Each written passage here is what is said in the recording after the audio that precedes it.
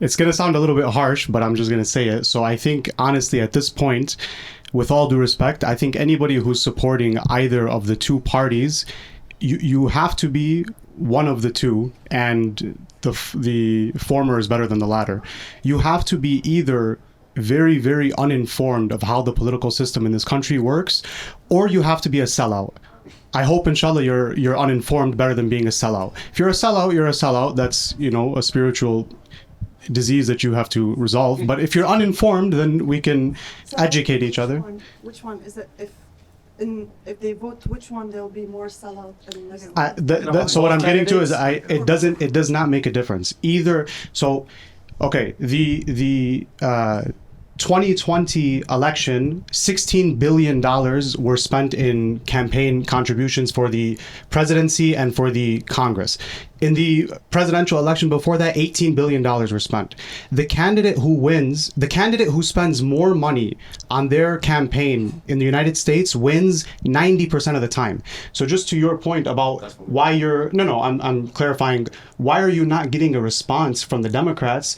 It's the same reason why you wouldn't get a response from the Republicans as well, because neither of the two parties are actually accountable or responsible for you. They are accountable to the corporate profiteers who are backing their campaigns. I actually agree with you. And to the point about we just need to make sure that we punish Biden and Harris, and we have to punish the Democrats. Well, what about punishing the entire system? Because if it was the Republicans in office right now, we would literally be saying, we'll vote for anybody but Trump. We have to punish Trump, because you don't have to prophesize what Trump will do and if he wins the presidency, or how he might, establish world peace as if he's the savior of mankind. You can look to his track record. I mean, he came into office, he increased the military budget, he broke records for the most weapon sales in the first year that he was in office. They tried, even the Congress was trying to stop the war and stop the U.S. involvement in the war against Yemen, and he vetoed it. So he said that, as Rania said, he said that Israel should be able to finish the job. And if you want to know, for example, well, the Democrats are not listening to us, they're not responding, they're not meeting our demands. You want to know what the Republicans would do? Go look and see what they've done. Okay, you said your grandfather has always voted Democrat. Okay, when I was a kid, all of the Arab Muslim voters voted for George Bush. George Bush started the so-called war on terror. Over 4 million people were slaughtered in that war. Tens of millions displaced. The whole entire Middle East was ravaged. And again, they did that because there are corporate profiteers. You have the oil industry, you have the weapons industry, you have all of these industries that they profit when the Middle East is destroyed and looted. And this is why Trump also bragged about looting oil from Syria. So you don't have to guess what Trump is going to do. He's not going to bring peace in the next 4 years because he didn't bring peace in the previous 4 years. Can I? Yeah, you wanted to talk, and then I think you wanted to say something, and then we'll go to Ali, and we'll take it around. But I appreciate you went back to that, but then I also want to still have time to address if anybody is thinking about voting Harris. I think there's a conversation to be had there. But go ahead. Yeah, مشهد. مشهدية. Or Misha. It's okay. Don't even worry. Thank you for pronouncing my name. So the first thing we want to agree all on is that our community is operating based on trauma.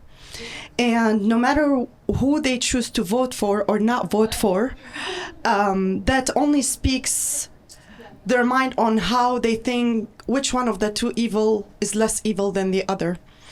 If I want to choose this. So when someone operates based on trauma, there's two ways they function. They can either have an approach, depends on the goal they're trying to achieve, whether to punish or to empower.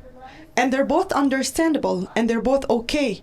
What's not okay is to define someone's loyalty to the cause based on their choice to vote for someone or not vote for some or not vote at all. All of three categories are okay. Depends on the goal you're trying to achieve. If you're trying to punish and be reactive, it's very understandable if that's the goal you're trying to achieve. But then you have to know, like, you have a lot of work ahead of you to keep working under this method to break the party system, especially Democrat. The reason why I'm speaking, I'm mentioning Democrats, because Arab American and Muslim Americans have historically supported Democrats. So the betrayal feeling and the pain feeling is more toward Democrat, and therefore that's why I understand the punishing side. However we choose to operate, or yes, I want to use the word strategy, because strategy means it's associated with the goal you're trying to achieve. Okay. Thank you. So, no, I appreciate that. So I want to go Nadia. Oh, you want to have something to add to that? Go ahead. No, it's okay. I want to say what you're witnessing is a community that it's struggling morally, politically, it just in so many ways. And I think some of us, and I'm aligned with Tarek in the way that the system is the problem. The system created this. The system will perpetuate this no matter who we vote for. I vote. I always vote. I know that voting for president is probably the least important vote. That I believe in local elections more than anything. But to your point, the weapons manufacturers and oil companies own our political system. So no matter who we vote for. Although it's not restricted to just those. Those are two of the biggest ones, right? And we were historically Democrat since 2004. Mm-hmm. We were historically Republican before that. That's why we're but the Republicans burned us by starting the war on terror. The Democrats burned us. They're two. We keep saying they're two sides of the same coin. Some of us have decided to retreat from the system, and perhaps because we're Muslim. We're more spiritual beings right now at this point. I feel like I'm throwing my hands up, and I'm just like, God, like, Jesus, take the wheel at this point. You know what I mean? Yeah. Nasser hasn't spoken that much. I want to give him a chance because he raised his hand. But also before that, I just want to do a show of hands real quick. Other way. Nadia, are you okay? Yeah. Oh. She's just trying to get the mic. Yeah. Thank you. Show of hands. Who here is Lebanese? Who here is Palestinian? And who here is Yemeni? Okay, I just want to give because it's quite a broad spectrum. Okay, but go ahead, Nasser. The problem is we know that we're not going to change the system. The system is corrupt. The system is broken. But what we have to do is when we're looking at this election, when we say we're going to punish Biden, this election is lost, regardless of who comes into office. We're looking to the next election. Who's going to run and want to come to us and ask for our vote? He better have a track record in the next 4 years that he supports some of our issues. And, Tarek said that we know what Trump did. We know what Trump did, but Trump wasn't responsible for a massacre or a genocide. So you got to... No, he wasn't. I mean, there's massacre happening all over the world. Yeah, but there's a genocide happening right now. There's a difference between a war happening all the time. And but there's that's the problem is we only paid attention now. No, we've never seen 50,000 people killed in 1 year in an area almost as big as Dearborn. If 40,000 people were killed in Yemen, for example, just because it didn't happen in 1 year, is that any less significant? No, it's very significant. Happening in 1 year, you're talking about. But He's going to kill us more. If I killed your... But it's basically... But let me say... All right. But No, basically, the it's point the is choice taken. The point is yeah. with the guy that insults you or the guy that kills you. They're both killing us. They're not both killing us.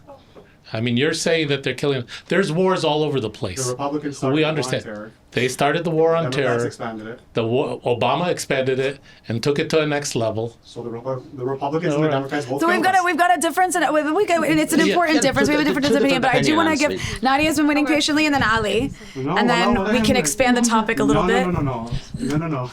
So we're all well aware how Trump supporters we're well aware of their ideological ways and their views.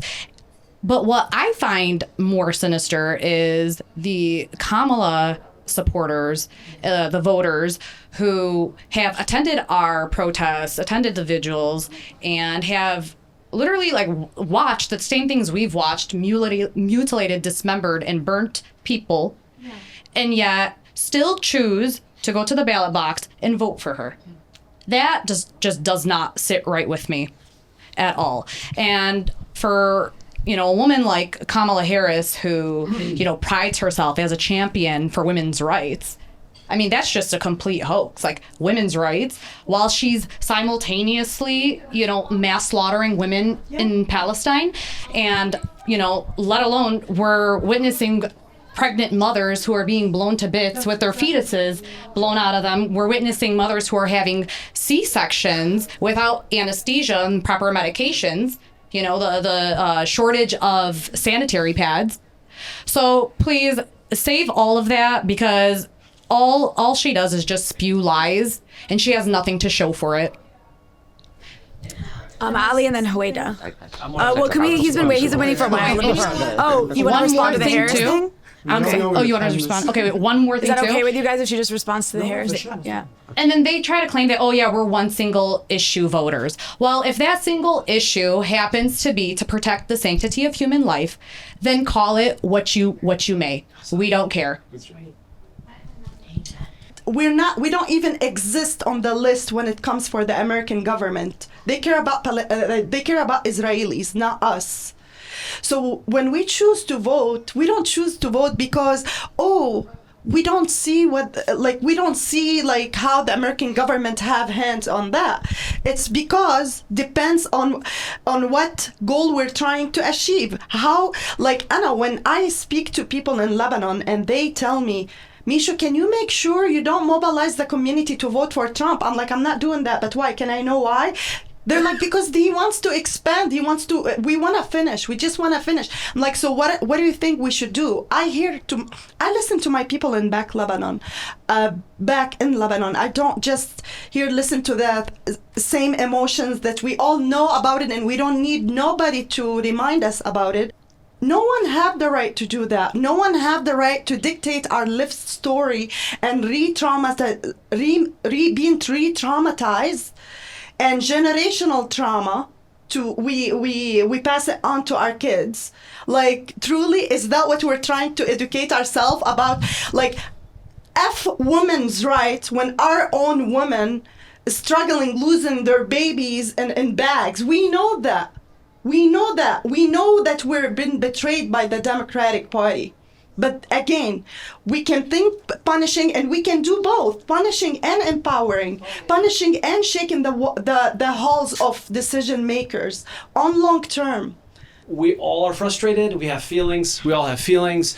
And I care about your feelings. But at the end of the day, there is a bigger issue here, right? And there are people, like you said, that are, they're carrying their babies and their mothers and fathers in bags, right? And a lot of times people have this visceral response, and they want the whole world to listen to their pain and suffering, right?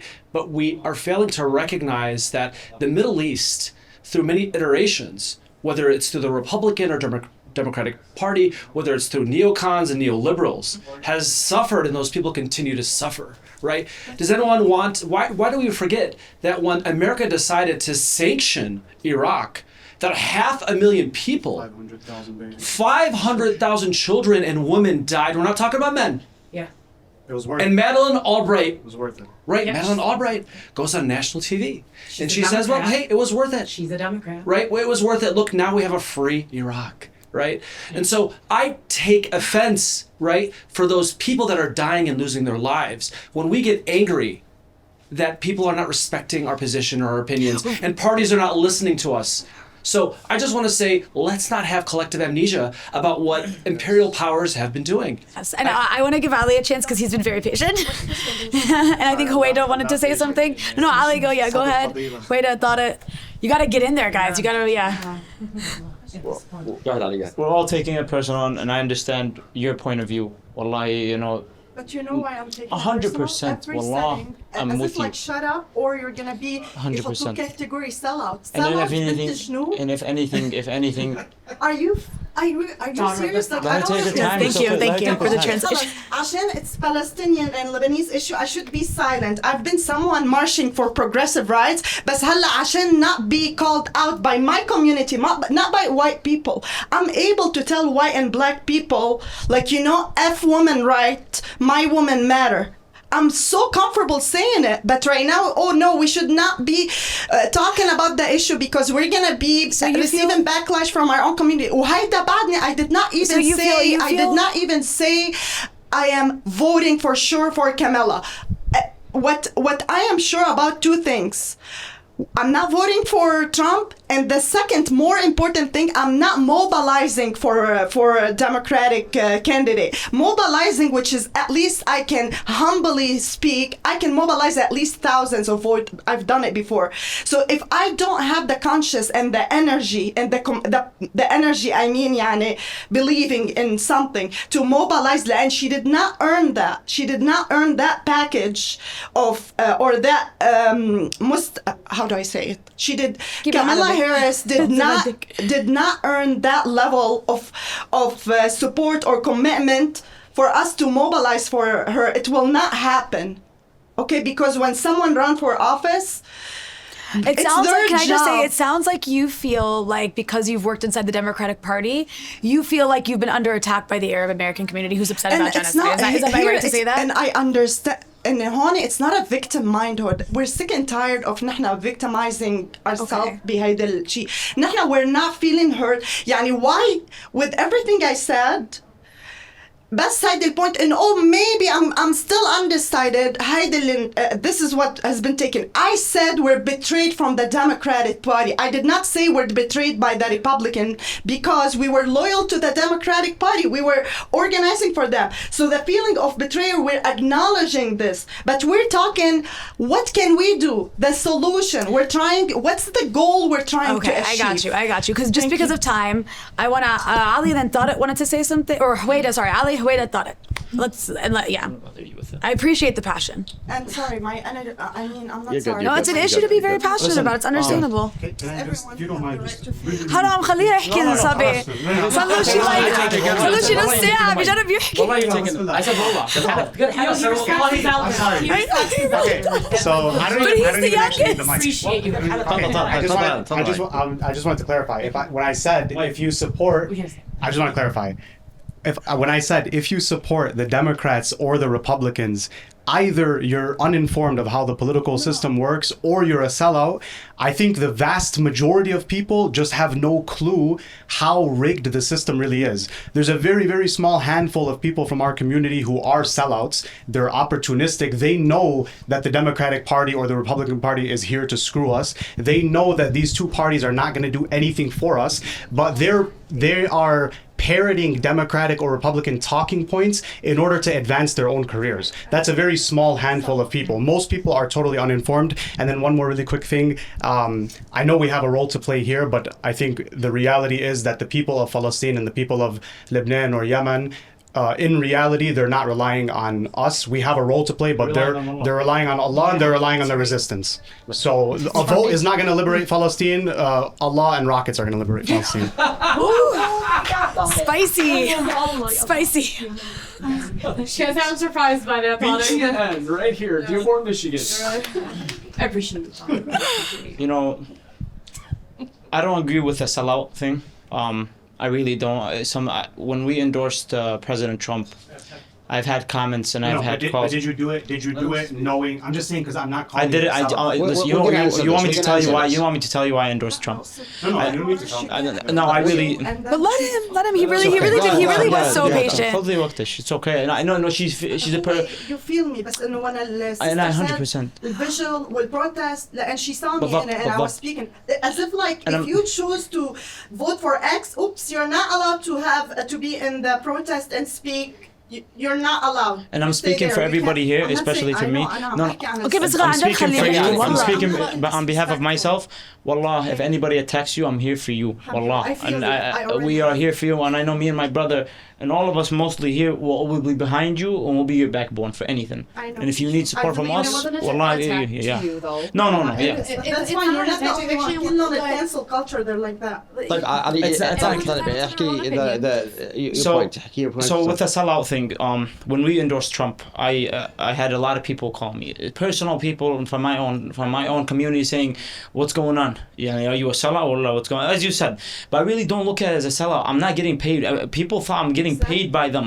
Like when they came up to me and said, "Ali, you have a big impact on the Yemeni community, such as my brother here as well. We want you to endorse." On Allah's my witness, I never got a dollar from them. I did it for my own people in Palestine, my own brothers and sisters. I understand Trump is not a saint. Trump is not a perfect guy that we look at, and I swear to God, he has his own personal problems that he has to fix. 100%. Sure. At the end of the day, we're gonna have to pick two people. We're gonna have to pick one. I'm sorry. My opinion, in your opinion, at the end of the day, at Tuesday at 2 in the morning or 1 in the morning, one of them is gonna get elected. And it doesn't reflect. And at this point, I live in America. I really believe that America is one of the best countries that we live in. Alhamdulillah, we can go home, sleep in a comfortable bed. And you look at the ni'mah of that. You're getting blessings, and 100%. But we have no choice. You have two people that you're gonna have to pick up from. So it's not a democracy. That's the point. 100%. So one more thing before I finish. I really do think that President Donald Trump will bring peace. I understand he's not a saint and he's not a perfect guy, but when he's coming out to Dearborn, when he's meeting up with sheikhs and imams, he never did that in 2016. I really don't think he focused on us like this much. And I really do think when he goes to the White House and if he goes, I really don't know if when Kamala is, I don't know what's gonna happen. I really don't. But she has other horrible things that she doesn't even know her own policies. But why didn't Trump bring peace when he was there? He didn't focus on us. But how about now? Is he focusing on us? I'm saying in the 4 years of Trump administration, did you see war broke out for like Palestine and Gaza? He moved the embassy to Jerusalem and he declared it the capital of Israel. بالضبط. Did you see kids and women? There were women getting killed. There were kids getting killed. It just wasn't live. But why is it now getting recognized more than anything? Because more of them are getting killed and killed. Yeah. So it's the but so he was still killing. So he didn't bring. Who's okay? Who's better of the two devils? They're both devils. That's the Who's point. better, the one that you know or the one that you don't know? So you're basically making, actually, interestingly enough, I think it's interesting. You're know- making a lesser evil argument, and you think Trump is lesser evil. No, Trump is lesser evil. He's not a saint. He's not a saint. Wallah, he's not. And I fully support him on going to peace, and he's saying it more and more now. But he's not doing it. He didn't do it. How do you know? Wait, what do you have to say? Because you've also been waiting incredibly patiently. I want to hear your thoughts. Wars all over the You guys, We're let's. talking about the future. Yes. A lot of important points made. I think when my brother Tariq is talking about the corruption of the system, and my brother also Sami talking about like accountability, these are two very important points. Yes, candidates, when they get into office, they are not accountable to us because of the corruption of the system, because of how much money influence. That's who they listen to. The only time we have an equal vote is when we go to the ballot box. Every time after that, they don't have to listen to us if we're not dumping lots of money into their coffers. And that's why we have to continue to do the work. One of the things that we, is out there, we still have a lot more work to do on it. It's getting money out of our politics. I think that is really important. When it comes to who we're voting for, and like the message I heard, Nadia, you're saying, so some of our colleagues and marching with us, they're seeing what we're doing, and they're still voting for Kamala, and we can't understand it. Like, that's horrific. How are you voting for this genocide? And it's I think what we're hearing a lot, or well, not a lot, but by some people here, in that we feel like, well, one of these two is going to be president, so that's where we have to put our vote, instead of thinking like, how do we change the system? And that goes to people saying, you're throwing your vote away if you're voting for a third party. And no, you're not. We are trying to build towards something better, but we can't only do it once every 4 years when the elections come around, right? So it's like November 6th, what are we doing to build toward the next 4 elections? What are we doing to build and to change the system? Well, wait, so how do we expect change to happen, though? I'm sorry. How do we expect change to happen, though, when we're not even holding those who are in office now accountable? We absolutely have to hold them accountable. That's what I'm saying. We have to do the work after. And then we wonder why Israel is able to commit genocide. Israel and America, are able to commit genocide with total impunity, because we're not holding the current administration accountable. Okay, I have a question. Show of hands, real quick, and then I actually would like for someone, because I want this to be I want to hear from you as well, but I want this to be the closing theme, because on Tuesday somebody's going to be president. Yes. is, it's true. It's going to be either Donald Trump or Kamala Harris. The genocide will still be happening. Lebanon will still be bombed. No matter who wins, this is going to happen on Wednesday and on Thursday and on Friday and on Saturday. Our lives are disposable. So I know this goes beyond the purview of why we're having a focus group, because this is about who's voting for who and why. But I want to ask you guys, who here is going to continue to do stuff after Tuesday, no matter who wins? Absolutely. Like, or like all of what you've been doing the last year. Like, does that stop does that stop based on who wins, or do you keep doing it? I would love to have. Can I answer this question, please? Well, I think everyone can have a closing statement. Okay, but I just want to say, I guess I want it to be also about like what happens after. But anyways, Absolutely, and I think just one last. Well, actually, two last quick points.